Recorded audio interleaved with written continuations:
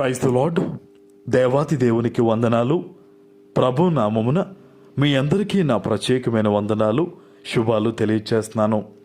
ఈ దినము ఉపవాస ప్రార్థనా దినాలు ముగింపు దినము.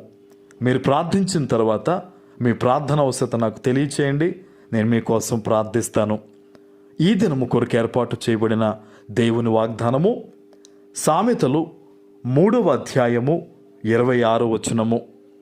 యెహోవా నీకు ఆధారమగును, నీ కాలు చిక్కబడకుండునట్లు ఆయన నిన్ను కాపాడును. దేవుని నామానికి మహిమ కలుగునుగాక. ఈ ఉదయకాల సమయంలో దేవాతి దేవుడు గొప్ప వాగ్దానాన్ని నీకు అందిస్తూ ఉన్నారు. నీవు ఆశ పెట్టుకున్నట్లు మనుష్యుల మీద కొన్నిసార్లు నువ్వు ఆశ పెట్టుకుంటావు, బంధువుల మీద పెట్టుకుంటావు, పరిస్థితుల మీద పెట్టుకుంటావు. అలా పెట్టుకుని ఎన్నోసార్లు నిరాశ చెందుంటావు. ఈరోజు దేవుడు చెప్తున్నారు కదా, ఏ మనుష్యుడు కాదు, ఏ అధికారి కాదు, ఏ పరిస్థితి కాదు, నేనే నీకు ఆధారం అవుతానని చెప్తున్నాడు ఆయన. హల్లెలూయా. ఇంకా ప్రతి విషయములో కూడా నువ్వు ధైర్యంగా ముందుకెళ్ళొచ్చు. ప్రతి విషయములో కూడా నీకు నెమ్మది కలగబోతూ ఉందన్నమాట.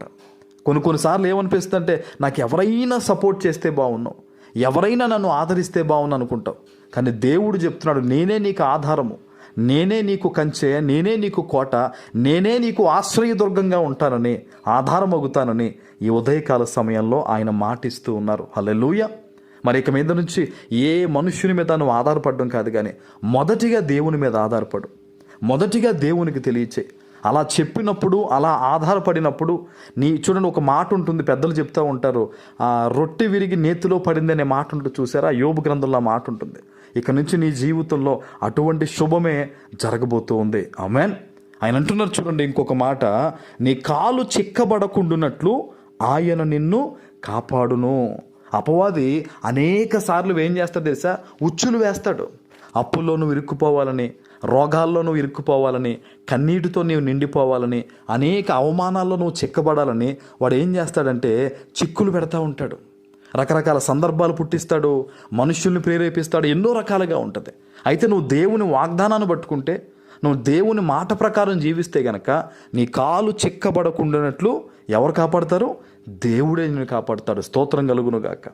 దేవుడే, ఇంక ఏ మనుష్యుడు నేను తప్పించడం కాదు, సాక్షాత్తు దేవుడు చెప్తున్నాడు, నీ కాలు చిక్కబడకుండానట్లు ఆయనే నిన్ను కాపాడుతాడు.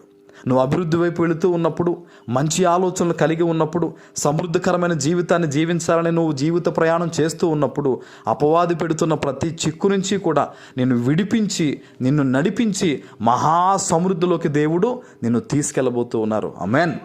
దేవుని వాగ్దానాన్ని పట్టుకో, అంతే. నువ్వు ఏది కాదు ఇంకా. నా జీవితంలో ఇది ఎలా జరుగుద్ది, అది ఎలా పోతుంది, అది ఎలా జరుగుద్ది, ఇది ఎలా సాధ్యం అన్న అనుమానం దయచేసి నీలోంచి తొలగించు. ఎందుకంటే భయంకరమైన పాపాల్లో మొదటి పాపం ఏంటో తెలుసా? అనుమానం. అనుమానం నీలో ఉన్నప్పుడు దేవుని అద్భుతాన్ని నువ్వు చూడలేవు. నువ్వు ఎప్పుడైతే దేవుని అద్భుతం మీద ఆధారపడతావో, నీ చుట్టుపక్కల ఉన్న పరిస్థితులు కానీ, నీకు వ్యతిరేకంగా ఉన్న పరిస్థితులు కానీ, నీ ఇంట ఉన్న భయంకరమైన ఇబ్బందులు కానీ దేవుడు తొలగిస్తాడు, దేవుడు మారుస్తాడు. హల్లెలూయా. అందుకనే ఎప్పుడూ కూడా లాజికుల మీద ఆధారపడకూడదు. నా దేవుడు చేస్తాడు, నేను నా దేవుని మార్గంలో నేను నడుస్తాను, ఇదే పెట్టుకోవాలి నువ్వు. ఆనాడు అబ్రహాము గారు, దేవా నువ్వు నన్ను ఎలా పోషిస్తావు, దేవా నాకు ఇల్లు ఎక్కడా, దేవా నాకు సంతానం ఏంటని అనుమానం పడలేదండి, క్వశ్చన్ వేయలేదు. నువ్వు చెప్పావు కదా ప్రభువా, నేను నడుస్తానని చెప్పి ఆయన వచ్చాడు. మరి ఎంత అద్భుతంగా అబ్రహాము గారికి ఇస్సాకు కానీ, ఇష్మాయేలు కానీ, తర్వాత కెతూరాకి పుట్టిన సంతానం కానీ, ఆయన ఇంట ఉన్న 318 మంది పనివారు కానీ, వెండి బంగారము కానీ, ఎంత గొప్ప దీవెన. ఈరోజు నువ్వు కూడా దేవుని వాగ్దానం పట్టుకో, అంతే. నా కాలు చిక్కబడదు, నాకు దేవుడే ఆధారం అని ఆయన మీద నువ్వు ఆధారపడితే చాలు, దేవుడు అద్భుతం చేస్తారు. ఆమేన్. ప్రార్థన చేసుకుందాం. పరిశుద్ధుడు అయిన మా తండ్రి, ప్రేమ కలిగిన ప్రభువా, మీకు వందనాలు. ఈ ఉదయకాల సమయంలో మీరు ఇచ్చిన ఈ వాగ్దానము ప్రతి బిడ్డ జీవితంలో నెరవేర్చి స్థిరపరచమని యేసు నామమున ప్రార్థిస్తున్నాను తండ్రి. ఆమేన్.